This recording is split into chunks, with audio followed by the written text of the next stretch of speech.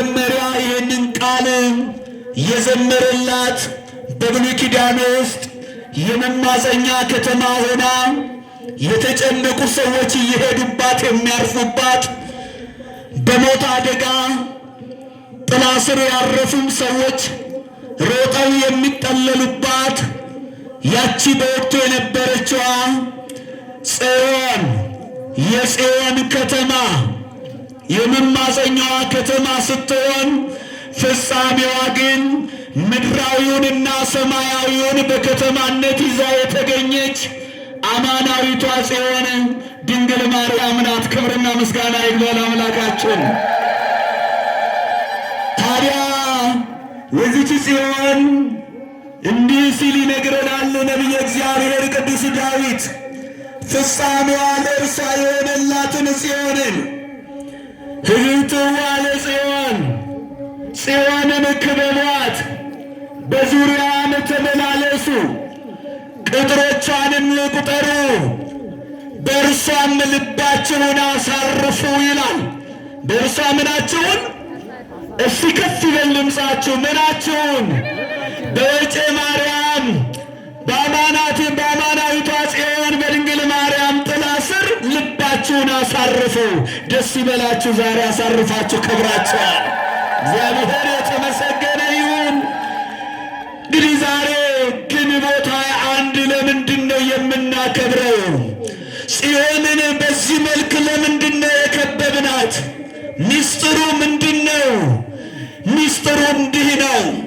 በታላቁ ነቢይ በነቢየ እግዚአብሔር ሆሴዕ ምዕራፍ 11 ቁጥር 1 ላይ ልጄን ከግብፅ ጠራሁት ይላል። እየሰማችኝ ነው? ምንን? ከፍ አድርጉና ንገሩኝ እስኪ። ምንን? ልጄን ከግብፅ ጠራሁት ይላል። አብ የባህሪ ልጁን ወልድን ከግብፅ ጠራሁት። ይህ ቃል የተነገረው በብሉይ ኪዳን ታሪክ ውስጥ ነው። ይህ ቃል የተጻፈው በብሉይ ኪዳን አስተምህሮት ውስጥ ነው። ይህ ቃል ነቢያቱ ትንቢት የተናገሩት ገና አምላካችን በሥጋ ማርያም ከመገለጡ በፊት ነው። ክብርና ምስጋና አምልኮና ውዳሴ ለእርሱ ይሁን። እግዚአብሔር ያሰበውን ነቢያት ይናገራሉ። እግዚአብሔር ያቀደውን እቅድ ነቢያት ይፋ አውጥተው ያስተምራሉና እግዚአብሔር ያልተናገረውን አያደርግም። እስቲ በሉት ይሄንን ቃል እግዚአብሔር በሉ እስቲ ያልተናገረውን አያደርግም። ክብርና ምስጋና ሁሉን ለሚያደርግ አምላክ ይሁን። እርሱ እግዚአብሔር የሚናገረውን የሚያደርግ በመጀመሪያ የሰው ልጅ የሥነ ፍጥረት መጀመሪያ ሰው ልጅ የሥነ ፍጥረት እንግዲህ ፍጥረታቱን ሁሉ ከፈጠረ በኋላ በመጨረሻው ላይ ሰውን በአርአያውና በአምሳሉ ፈጠረ ይላል። ኦሪት ዘፍጥረት ምዕራፍ 3 ላይ ሄዳችሁ ደግሞ ስታነቡት እንዲህ ይላል፣ ሰው ከእኛ እንዳንዱ ሆነ ተብሎ ተነገረለት። እየሰማችሁ ነው አይደል? ሰው ከእኛ እንዳንዱ ሆነ ተብሎ ተነገረለት። ያ ሰው ሆኖ በሥጋ ማርያም ተገልጦ ወደ ግብፅ በረሃ ተሰዶ ከእናቱ ጋር ከድንግል ማርያም ጋር በጀርባዋ ላይ ታዝሎ ፈጣን ደመና ተብላ የተነገረላት እናቱ ወላዲተ አምላክ በእርሷ ጀርባ ላይ ታዝሎ ወደ ግብፅ እንደሚሄድ ነቢዩ ነገረን። ከየት አምጥቶ ካላቸውን ከኦሪት ዘፍጥረት አምጥቶ ነው። ምን ብሎ ነበረ ኦሪት ዘፍጥረት ላይ? አዳም ከእኛ እንደ አንዱ ሆነ ብሎ ነግሮን ነበርና ክብርና ምስጋና ይግባው።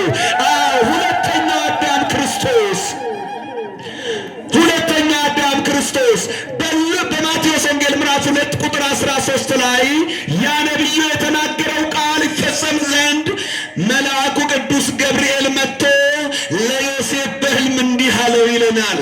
ምን አለው? እናቱ እና ሕፃኑን ይዘህ ወደ ግብፅ ምን በል ውጣ ውጣ አለው። ዮሴፍን ሽሽ አለው። እግዚአብሔር ፈርቶ የሚሸሽ አምላክ አይደለም። እየሰማችሁ ነው? እደግመዋለሁ ቃሉን። እግዚአብሔር አቤት ድምፃችሁ ከፍ ይበል። እግዚአብሔር ፈርቶ የሚሸሽ አምላክ አይደለም። በቃሉ ብቻ ባሉበት እንደ ጤዛ ያረግፋል እግዚአብሔር። ክብርና ምስጋና ይግባው ለእርሱ። ማርገፍ ይችላል። እንደ አበባ ማርገፍ፣ እንደ ጤዛ ማርገፍ፣ እንዳልነበሩ አድርጎ ማስቀረት ይችላል። ዓላማው ለዛ አልነበረም። ሰውን ሁሉ ለማዳን ወደዚህ ምድር ምን ብሏል? መጥቷል ይላል መጽሐፍ ቅዱስ። ክብርና ምስጋና ለመጣልን ሊያድነን ቤዛ ለሆነን አምላክ ለእርሱ ይሁን። አመስግኑት እስቲ። ያ በነቢያት ያናገረው ቃል፣ ያ በነቢያት የተነገረው ቃል አማናዊ ቃል ስለሆነ ጌታችን አምላካችን መድኃኒታችን ኢየሱስ ክርስቶስ በዛ በሥጋ ማርያም በዛ ወራት ሲገለጽ ብዙ ሰዎች ተጨንቀው ተረብሸው ነበር። ምድራዊ ስልጣናችን ይነጠቃል ብለው። እርሱ የምድሩም የሰማዩ ምንድን ነው? ጌታ ነው። አቤት ጌታ። ከፍ ይበል እስቲ ድምጻችሁ በእመቤቴ። የምድሩም የሰማዩ ክብርና ምስጋና ይግባው። ማን ይወስድበታል? ሁሉ እርሱ እኮ ነው። ኤልሳዳይ ሁሉ እርሱ የሆነ አምላክ ግን በምድር ላይ ሊወስኑት ፈለጉ። ምድራዊ አድርገው ሊያስቀሩት ማሰባቸው ፈለጉ። ስለዚህም ነው በሄሮድስ ዘመን ያ ሁሉ ሕፃን የረገፈው። ያ ሁሉ ሕፃን ያለቀው መሰረቱ ይህ ነው። የስልጣን ጉዳይ ነው። አዎ እርሱ ግን ከሰማያት ወደ ምድር የመጣው እነሱ እንዳሰቡት እነሱን አባሩ በእነሱ ወንበር ላይ ሊቀመጥ ሳይሆን በክብር ላይ ክብር ሊጨምርላቸው ነበር የመጣው። ሳያውቁት ቀሩ። ግን ክብርና ምስጋና ለእኛ ላወቅነው ለልጆቹ ይሁን። ልልበሉ ባካችሁ፣ አመስግኑት እግዚአብሔርን። ላላወቁት፣ አዎ ላልተገለጸላቸው፣ ለጨለመባቸው ይሄ ነበር የታያቸው። ስለዚህ የነቢያቱን ትንቢት ይፈጽም ዘንድ ጌታችን ወደ ግብፅ ተሰደደ። አዎ ለምንድን ነው የተሰደደው? መከራችንን ሊባርክልን፣ ስደታችንን ሊባርክልን፣ ጉዟችንን ሁሉ ሊያቀናልን፣ እንግልታችንን ሁሉ አዎ እርሱ ሊባርክልን። ለምን? በብዙ ውጣ ውረድ መንግስቱን ለመውረስ ተጠርተናልና። ገዳማዊውን ሕይወት መንገድ ሊከፍትልን ወደ ግብፅ ተሰደደ። ከዛን በኋላ እመቤታችን በዛን ሰዓት ስትሄድ ዛሬ ደብረ ምጥማቅ ተብላ በምትጠራው ቦታ ላይ አረፈች ይላል። ከማን ጋር ንገሩኛ? ከማን ጋር? ነገርን ከስሩ ውሃን ከጥሩ ይላሉ አባቶች። መነሻው የስደቱ ሂደት ነው። መነሻው ደብረ ምጥማቅ ዛሬ መቅደሷ በዛ ቦታ ላይ እንዲታነጽ የሆነው በዛን ጊዜ በልጇ በሕፃናው በእርሱ አንደበት መለኮት በተዋሃደው ሕፃን አንደበት ልጆችሽ በዚህ ቦታ ላይ ይከትማሉ፣ ቤተ መቅደስሽም በዚህ ቦታ ላይ ይታነጻል፣ ብዙ ልጆችሽ በዚህ ይበዛሉ ብሎ ጌታ ነግሯታልና ያንም ቃል ጌታ የተናገረውን ምን አይልም ነው ያልኳችሁ ቅድም፣ አያስቀርምና ጌታችን አምላካችን ክብር ይግባው ከስደቱም በኋላ መጥቶ የገባባት መጥቶ ያረፈባት ቦታ በመጨረሻውም ዘመን እመቤታችን ከቅዱሳን መላእክት ጋር የምትገለጽበት ሆነ። ክብርና ምስጋና ይግባው ለመድኃኔዓለም የምትገለጽበት ስፍራ ሆነ። ለዚህ ነው መዝሙረኛው ቅዱስ ዳዊት ምን አለ? ጽዮንን ምን በሏት? ክበሯት። አዎ በአዳራሾቿም ምን በሉ? ተመላለሱ።